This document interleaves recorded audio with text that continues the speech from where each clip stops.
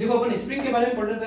Spring के बारे में जब भी हम पढ़ रहे थे हमने बताया था कि स्प्रिंग जो है, स्प्रिंग का मेन काम क्या होता है। ये स्प्रिंग है, जैसे इसके ऊपर लोड आया, ये लोड को क्या करेगी, एब्जॉर्ब करेगी, और जैसे इसके ऊपर से लोड हटा, ये वापस लोड को क्या करेगी, रिलीज करेगी। ये स्प्रिंग की मतलब मेन जो एप्लीकेशन है वो ये है। स्प्रिंग पढ़ने के बाद हमने स्प्रिंग के टाइप्स पढ़े थे, उसमें दो टाइप पढ़े थे। एक आपकी थी कौन सी स्प्रिंग, बेंडिंग स्प्रिंग, और एक थी आपकी कौन सी स्प्रिंग, टॉर्जनल स्प्रिंग।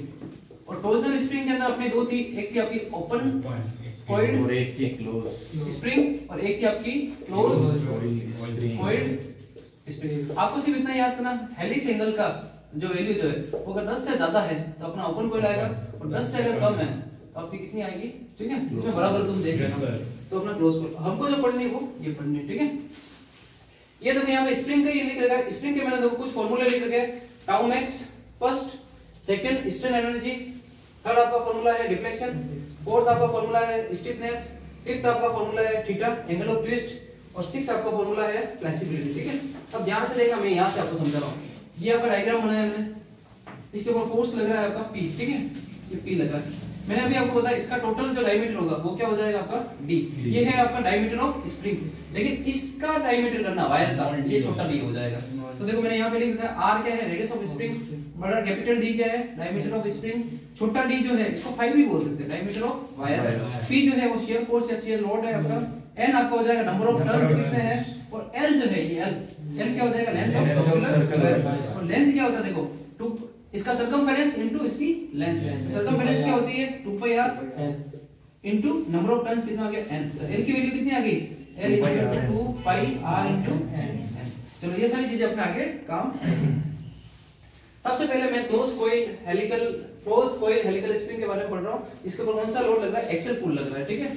सबसे पहली चीज जो है हम पीछे पढ़ के आ चुके हैं, टाउ मैक्स होता है मैक्सिमम शियर स्ट्रेस, उसकी वैल्यू होती है 16t/d3। हमने अभी जस्ट पढ़ा t क्या होता है आपका PR, force into something distance, ठीक है, और इसकी यूनिट क्या होगी, न्यूटन mm, बस टॉर्जन। अब जो यहाँ पे जो लिख रखा है t PR, तो मैं यहाँ पे अगर पुट करता हूँ t की जगह, तो ये फार्मूला क्या बन जाएगा 60 × PR/d3। आपको याद नहीं रखना, आपको सिर्फ ये फार्मूला याद करना, एग्जाम में बहुत बार पूछा जाता है। अब यहाँ से मेरे को स्ट्रेन एनर्जी निकालनी। स्ट्रेन एनर्जी देखो अपन पढ़ चुके हैं, U = क्या होता है, half into T into theta. T तो लेना है, थीटा = अपन ने पढ़ा क्या होता है, TL/GZ। यहाँ पे अगर मैं पुट करूंगा TL/GZ, तो U के फार्मूला क्या बन जाएगा, हाफ T²L/GZ। अब देखो मैं क्या करता हूँ, इसमें चेंजेस कर देता हूँ। T क्या था अभी आपने पढ़ा था PR, तो PR का स्क्वायर। L क्या था आपका 2πrn, 2 G का G रख दिया मैंने, और J क्या होता है आपका, मैंने बताया था आपका J जो होता है पोलर सेक्शन, J जो होता है वो होता है आपका polar moment of inertia J, जिसको अपन एक और क्या लिखते हैं अपन IP।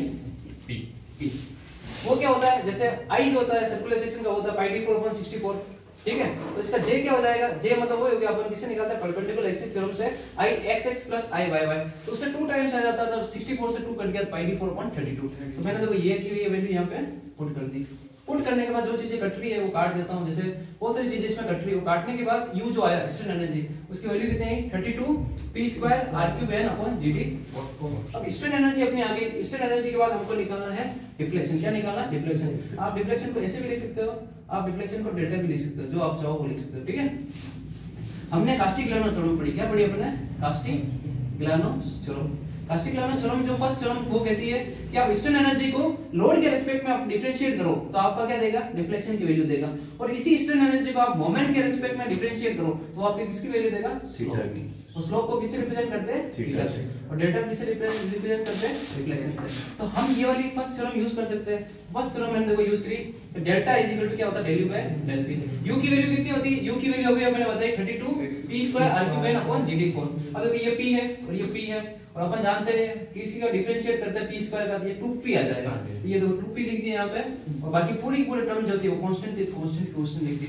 यहाँ पे कुछ कट रहा हो उसको काट देते हैं, 32 * 2 क्या होता है 64pr3n/GD4। तो देखो मैंने यही लिखा है 64pr3n/GD4।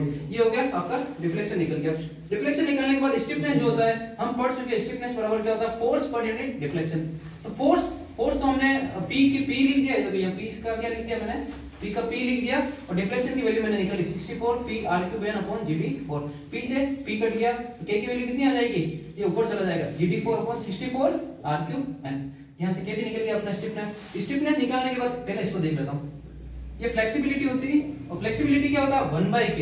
तो इस पूरे फॉर्मूले को उल्टा कर देता हूं, तो 64 r³ ऊपर चला जाएगा, gd4 नीचे आ जाएगा, ये फ्लेक्सिबिलिटी होगी। लास्ट में बता आपका एंगल ऑफ ट्विस्ट जिसकी वैल्यू होती है थीटा TL/g। t की जगह क्या लिखा pr, l की जगह 2πr1, g की जगह g और j की जगह πd4/22। इसको जब मैं सोल्व करूंगा तो अभी थीटा की वैल्यू जो आएगी वो कितनी आ जाएगी 64p/gd4।